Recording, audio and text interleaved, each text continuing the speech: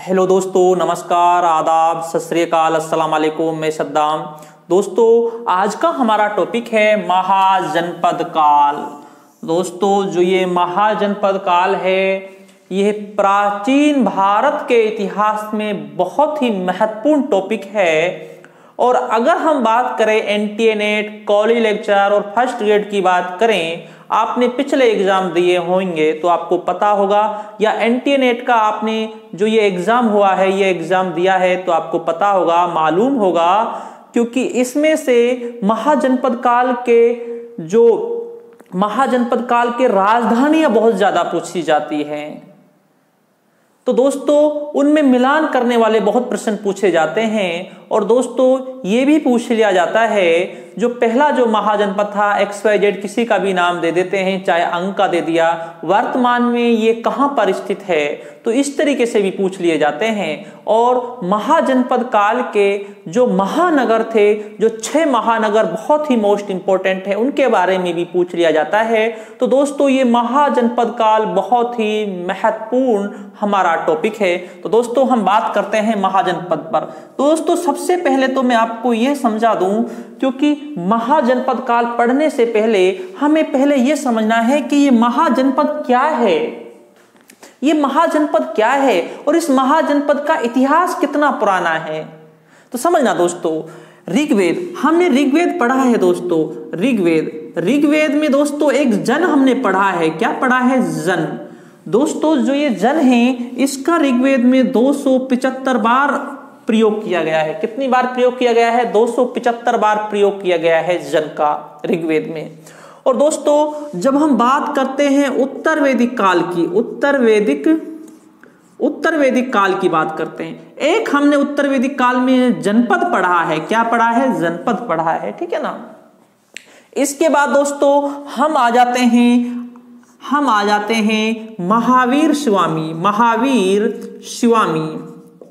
और महात्मा बुद्ध के समय आ जाते हैं हम। महात्मा बुद्ध, अर्थात हम ये कहें, हम 6ठी शताब्दी ईसा पूर्व में आ जाते हैं। 6ठी शताब्दी ईसा पूर्व में हम आ जाते हैं। कब आ जाते हैं? 6ठी शताब्दी ईसा पूर्व में। तो दोस्तों, 6ठी शताब्दी ईसा पूर्व में ना हमें जन मिलता है, ना हमें जनपद मिलता है। इस समय हमें मिलता है महाजनपद। क्या मिलता है? महाजनपद।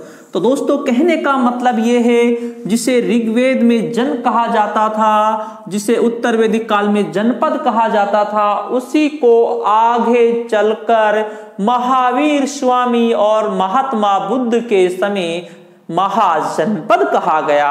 और ये महाजनपद जो प्रतीक है, ये राज्य का प्रतीक है। किसका प्रतीक है? राज्य का प्रतीक है महाजनपद, ठीक है ना।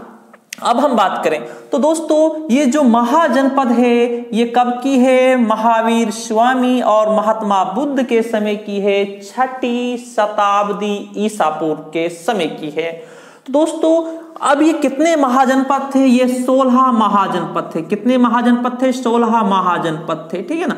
अब दोस्तों, जो ये 16 महाजनपद थे, इनकी राजधानियां, महानगर, शासक, इन और वर्तमान में स्थिति, कहां पर स्थित है वर्तमान में, ये कौन सा क्षेत्र था, इन सभी के बारे में आज के इस टॉपिक में हम समझेंगे। सबसे पहले दोस्तों, इन 16 महाजनपदों का जो हमें उल्लेख मिलता है, वह दोस्तों हमें बौद्ध ग्रंथ अंगुत्तर निकाय से मिलता है। किससे मिलता है? अंगुत्तर निकाय से मिलता है। अंगुत्तर निकाय से मिलता है, ठीक है ना।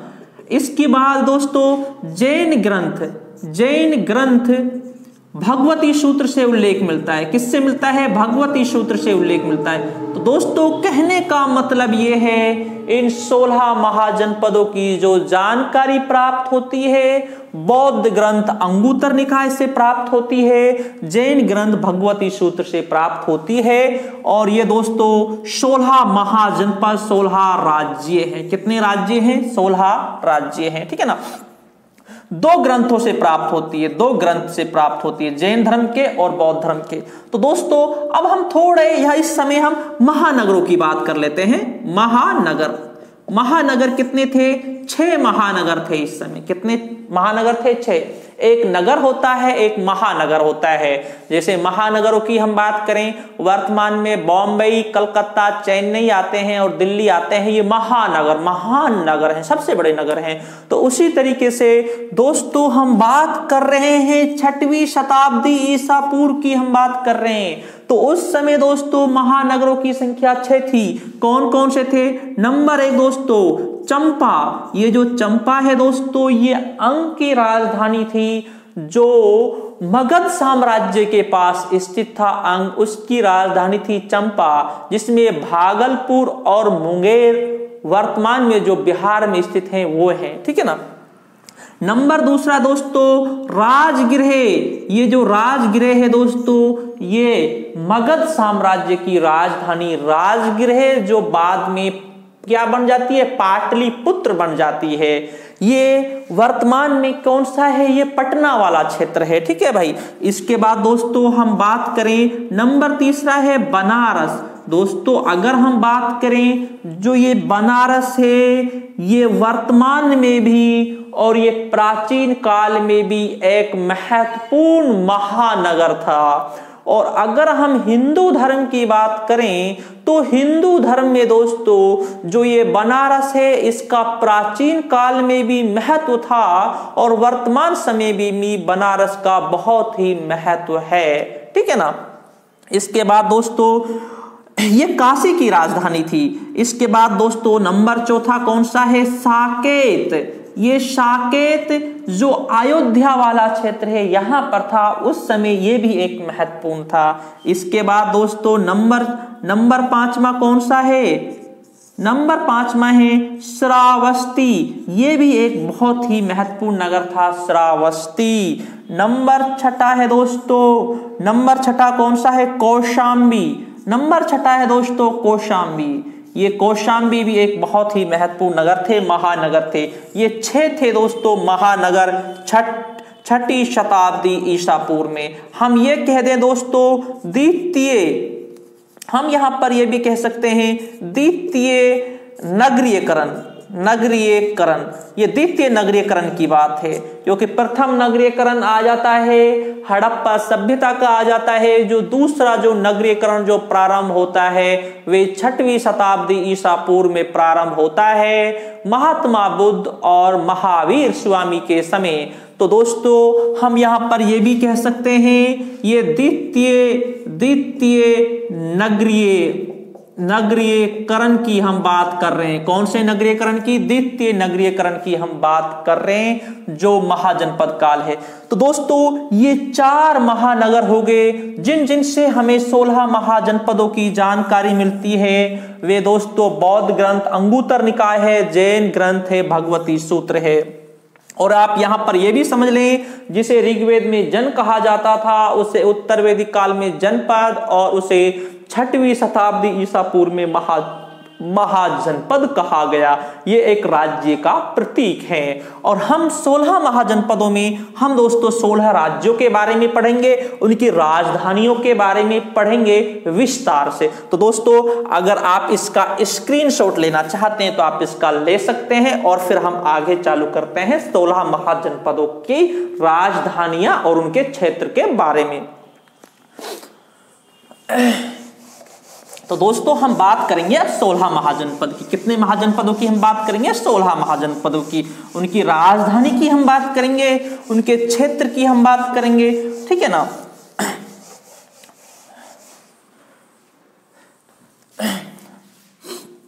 नंबर 1 महाजनपद, ठीक है ना। और यहां पर हो जाएगा भाई हमारी राजधानी, और यहां पर हो जाएगा हमारा क्षेत्र हो जाएगा, ठीक है। यहां पर हमारा क्षेत्र हो जाएगा। ये नंबर 1 हम बात करते हैं दोस्तों। नंबर 1 अंग महाजनपद। राजधानी क्या थी अंग की? चंपा थी। क्या नाम था? चंपा, ठीक है ना। क्षेत्र की बात करें हम भागलपुर और मुंगेर। हम यहां पर ये भी कह सकते हैं, ये कहां पर है भाइयों? बिहार में है। कहां पर है? बिहार में, ठीक है ना। दोस्तों जो ये अंग है, जो ये अंग महाजनपद है, यहां का शासक था एक बृहद्रथ, ठीक है ना। इसने क्या किया था? बृहद्रथ ने क्या किया था? ब्रह्मदत्त ने, जो ये शासक था ब्रह्मदत्त था, इसने क्या किया था दोस्तों, पहले क्या किया था, जो मगध साम्राज्य को इसने थोड़ा जीत लिया था। एक बात याद रखना, प्राचीन काल में जो शासक शक्तिशाली होता है वह अपना साम्राज्य का विस्तार करता है, ठीक है ना, और सबसे पहले जो उसका पड़ोसी राज्य होता है उसको जीतता है। तो एक बात याद रखना आप, पड़ोसी पर सबसे पहले अटैक किया जाता है, उसको जीतते हैं, उसको अपने साम्राज्य में मिलाते हैं, या अपने जो पड़ोसी होता है उसको कमजोर करते हैं। तो दोस्तों इसने क्या किया था, जो मगध साम्राज्य था उसका कुछ हिस्से को जीत लिया था, लेकिन बाद में क्या होता है, मगध का शासक बिंबिसार, मगध का शासक हर्यंक वंश के शासक बिंबिसार ने अंग को जीत लिया और अपने साम्राज्य में मिला लिया था, ठीक है ना। नंबर दूसरा है दोस्तों मगध, राजधानी क्या थी, राजगृह,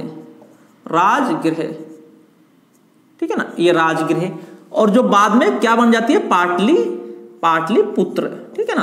तो दोस्तों ये भी कौन सा है, पटना, जो पटना है ये पाटलिपुत्र में आता है, समझना।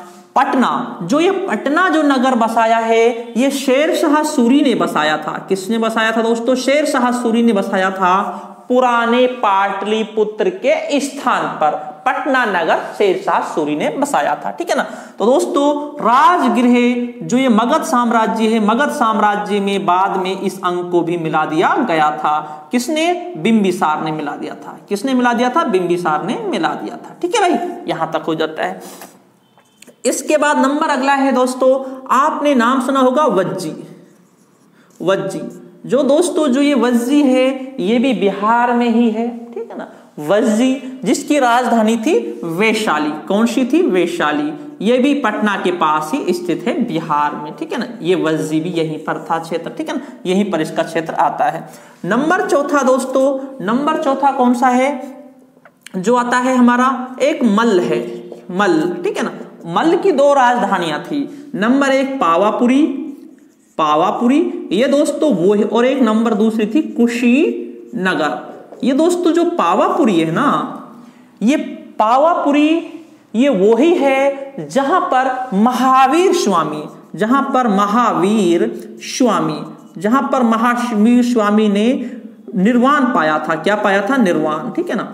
और ये कुशीनगर वो है जहां पर महात्मा बुद्ध ने, किसने, महात्मा बुद्ध ने, ठीक है ना, महात्मा बुद्ध ने निर्वाण पाया था, ठीक है ना। ये हो गया मल, इसकी पावापुरी और कुशीनगर राजधानी, और ये दोस्तों उत्तर प्रदेश के क्षेत्र, उत्तर प्रदेश के राज्य में स्थित है, ठीक है ना।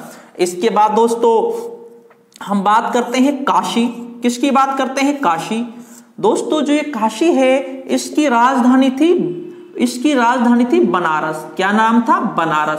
दोस्तों जो ये बनारस है ये वर्तमान में भी बनारस जो है, जो कहां पर स्थित है, यूपी में स्थित है, वर्तमान में भी यही बनारस है, ठीक है भाई। इसके बाद दोस्तों हम आगे की बात करें, कौशल दोस्तों, ठीक है ना। कौशल है जो दोस्तों, ये कौशल, इसकी राजधानी श्रावस्ती। ये भी कहाँ है दोस्तों, ये जो श्रावस्ती यूपी में है, और जो ये अयोध्या का जो क्षेत्र आता है, अयोध्या का क्षेत्र वाला है श्रावस्ती, ठीक है ना। और जिसे जो अयोध्या में शहत और महत गांव आते हैं, यहां पर स्थित है ये, ठीक है ना, शहत और महत में स्थित है। वर्तमान में श्रावस्ती जो जिला भी है यूपी में, वहां पर स्थित है ये कौशल, ठीक है ना। दोस्तों समझना, जो कौशल है ना, कौशल ने काशी को अपने साम्राज्य में मिला लिया था बाद में। यहां का शासक था प्रसेनजीत, ठीक है ना, प्रसेनजीत ने। और दोस्तों समझना, कंस शासक था पहला, कंस। कहां का शासक था, कंस, ये था कौशल का शासक। कंस ने इस काशी को जीत लिया था। फिर कंस के बाद महाकौशल बेटा शासक बना था। महाकौशल के बाद प्रसेनजीत बना था, और प्रसेनजीत के बाद विदुढब एक शासक बना था। और जो बाद में क्या होता है, एक नदी में उसकी सेना डूब गई थी, राप्ती नदी बोलता है जिसे। कौन सी नदी, राप्ती नदी या रावती नदी, ठीक है ना। वहां पर उसकी सेना और वो खत्म हो जाते हैं, ठीक है ना। इस तरीके से कंस ने जीता था इस काशी को। किसने जीता था, कंस ने काशी को जीत लिया था। कंस के बाद महाकौशल, और महात्मा बुद्ध के समय कौन था यहाँ का शासक, प्रसेनजीत था, ठीक है ना। इसके बाद दोस्तों नंबर 7वां कौन सा है हमारा, चेदी। आपने नाम सुना होगा चेदी की राजधानी थी शुक्तिमती, शुक्तिमती, ये चेदी की राजधानी थी। जो चेदी है दोस्तों, जो चेदी है ये राजधानी शुक्तिमती हो गई। और ये जो बुंदेलखंड, बुंदेलखंड जो क्षेत्र आता है यूपी में, ये यहाँ का क्षेत्र था बुंदेलखंड। कौन सा था? बुंदेलखंड था, ठीक है ना। इसके बाद दोस्तों नंबर 8वां कौन सा आ जाएगा? नंबर 8वां पांचाल, पांचाल, पांचाल। पांचाल की राजधानी क्या थी? अहिछत्रपुर, अहिछत्रपुर, ठीक है ना। अहिछत्रपुर थी पांचाल की राजधानी, अहिछत्रपुर, पांचाल, ठीक है ना। तो दोस्तों ये पांचाल है, ये भी यूपी के पास वाले क्षेत्र में यहीं पर स्थित आता है, ठीक है ना। इसके बाद दोस्तों हमारा जो नवा जो राज्य आ जाएगा वो आ जाएगा हमारा मत्स्य। कौन सा आ जाएगा? मत्स्य। मत्स्य राज्य की राजधानी थी दोस्तों विराटनगर, विराटनगर, जिसे हम बेराट भी बोलते हैं। क्या बोलते हैं? बेराट भी बोलते हैं, ये थी। और इसका जो क्षेत्र है इसका राजस्थान में, राजस्थान में दोस्तों, राजस्थान में अलवर, भरतपुर, अलवर, भरतपुर और इसमें जयपुर के, जयपुर तक शामिल था इसमें। दोस्तों जो ये विराटनगर है ये राजस्थान कंपटीशन में भी बहुत ज्यादा पूछा जाता है। इसमें भी पूछ लिया जाता है कि राजस्थान में एकमात्र कौन सी महाजनपद स्थित थी? तो दोस्तों उसका नाम था मत्स्य महाजनपद। किसने? राजधानी क्या थी? बेराट, ठीक है ना। बेराट थी, बेराट राजधानी थी। और इसमें अलवर, भरतपुर, जयपुर का क्षेत्र आता था, ठीक है ना। इसके बाद दोस्तों हमारा 9 हो चुके हैं हमारी महाजनपद। अब हमारी 10वीं महाजनपद कौन सी है दोस्तों? कौन कौन सी महाजनपद रह गई हमारी? 10वीं महाजनपद दोस्तों हमारी एक कुरु है, ठीक है ना। 10वीं, नंबर 10वीं है।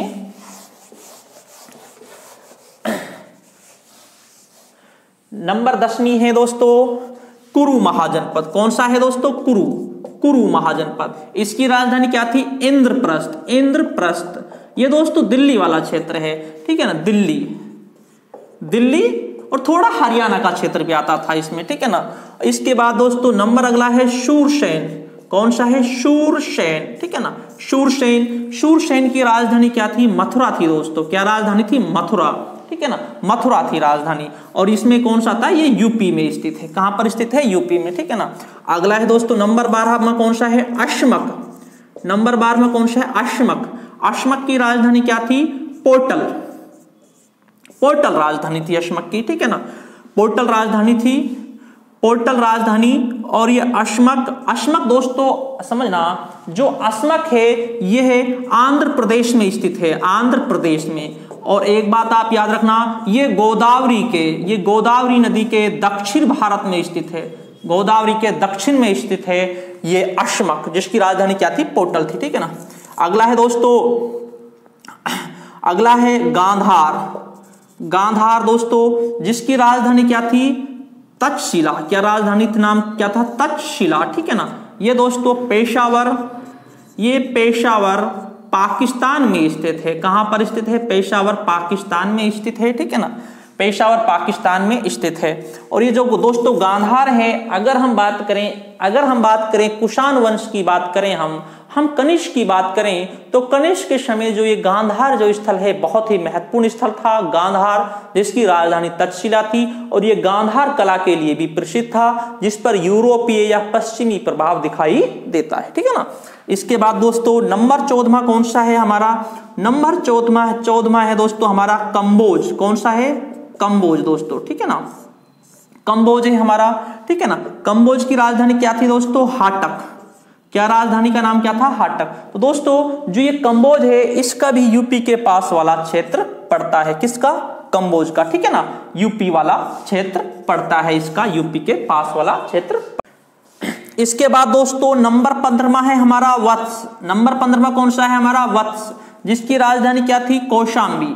नहीं सॉरी, हाँ, वत्स की राजधानी क्या थी? कौशाम्बी। वत्स की राजधानी थी कौशाम्बी। इसके बाद वाला है हमारा वत्स, जिसकी राजधानी कौशाम्बी। और ये भी कहां पर स्थित है? यूपी में। ये इलाहाबाद के पास स्थित है। कहां पर स्थित है? इलाहाबाद के पास, यूपी में स्थित है वत्स। नंबर 16वां है दोस्तों हमारा, जो नंबर 16वां है वो है हमारा अवंती। कौन सा है? अवंती, जिसकी राजधानी क्या थी दोस्तों? उज्जैन, उज्जैन। और एक नंबर दूसरी थी महिष्मती। महिष्मती, ये थी इसकी अवंती की दूसरी राजधानी। एक उज्जैन थी, एक महिष्मती थी। ये दोस्तों कहां पर है दोस्तों? ये मध्य प्रदेश में स्थित है, उज्जैन के पास। तो दोस्तों समझना, जो अवंती का शासक था चंडप्रगोत, चंडप्रगोत अवंती के शासक थे, एक शक्तिशाली शासक थे। पीलिया रोग हुआ था चंडप्रगोत को। और दोस्तों चंडप्रगोत के लिए जीवक को, किसको? जीवक को दोस्तों जो एक राजकीय जो वैद्य था मगध का, जीवक को इलाज के लिए भेजा था, चंडप्रगोत के इलाज के लिए भेजा था। कहां पर? अवंती भेजा था दोस्तों। और दोस्तों इस अवंती को शिशुनाग ने, किसने? शिशुनाग ने इस अवंती को मगध साम्राज्य में मिला लिया था। किस में मिला लिया था? मगध साम्राज्य में मिला लिया था। इस तरीके से दोस्तों ये हमारे 16 महाजनपद हैं और इनकी राजधानियों के बारे में पूछा जाता है, इनके क्षेत्र के बारे में पूछा जाता है। तो उस हिसाब से दोस्तों इनकी कभी कभी मिलान करने वाले पूछ लिए जाते हैं। और दोस्तों ये भी पूछ लिए जाते हैं कि कौन कौन से की राजधानी दो थी। अगर हम बात करें दोस्तों अवंती की बात करें तो अवंती की राजधानी एक उज्जैन थी, उत्तरी उज्जैन थी, और दक्षिणी क्या थी? महिष्मती थी, ठीक है ना। और हम बात करें दोस्तों, इसके बाद दोस्तों हम बात करें मल्ल की बात करें, मल्ल की राजधानी पावा और कुशीनगर थी। क्या थी? कुशीनगर थी, पावा और कुशीनगर मल्ल की राजधानी। इसमें तो बस यही है। और उसकी भी हम बात करें तो उसमें एक अहिछत्रपुर, एक हाटक, उस तरीके से राजधानी आ जाती है। तो दोस्तों इस तरीके से जो हमारा ये 16 महाजनपद हैं ये हमारे कंप्लीट हो जाते हैं। इनके महानगर कंप्लीट हो गए, जो मैंने आपको 6 महानगर बताए थे। कहां से इनकी जानकारी प्राप्त होती है? बौद्ध धर्म के ग्रंथ अंगुत्तर निकाय और जैन धर्म के ग्रंथ भगवती सूत्र से इनकी जानकारी प्राप्त होती है। तो ये थे 16 महाजनपद जो महावीर स्वामी और महात्मा बुद्ध के समय के थे। तो दोस्तों ठीक है दोस्तों, शुक्रिया दोस्तों, धन्यवाद। अगर फिर भी कोई प्रॉब्लम है, आप कुछ पूछना चाहते हैं तो आप कमेंट करके जरूर बताएं मुझे, तो जिससे मैं आपको आसानी से मुझे पता चले कि मैंने क्या छूट गया, तो और आसानी से मैं उसे आपको समझा सकूं। तो ठीक है दोस्तों, शुक्रिया दोस्तों, धन्यवाद। ये इसमें तो बस यही है। और उसकी भी हम बात करें तो उसमें एक अहिछत्रपुर, एक हाटक, उस तरीके से राजधानी आ जाती है। तो दोस्तों इस तरीके से जो हमारा ये 16 महाजनपद हैं ये हमारे कंप्लीट हो जाते हैं। इनके महानगर कंप्लीट हो गए, जो मैंने आपको 6 महानगर बताए थे। कहां से इनकी जानकारी प्राप्त होती है? बौद्ध धर्म के ग्रंथ अंगुत्तर निकाय और जैन धर्म के ग्रंथ भगवती सूत्र से इनकी जानकारी प्राप्त होती है। तो ये थे 16 महाजनपद जो महावीर स्वामी और महात्मा बुद्ध के समय के थे। तो दोस्तों ठीक है दोस्तों, शुक्रिया दोस्तों, धन्यवाद। अगर फिर भी कोई प्रॉब्लम है, आप कुछ पूछना चाहते हैं तो आप कमेंट करके जरूर बताएं मुझे, तो जिससे मैं आपको आसानी से मुझे पता चले कि मैंने क्या छूट गया, तो और आसानी से मैं उसे आपको समझा सकूं। तो ठीक है दोस्तों, शुक्रिया दोस्तों, धन्यवाद।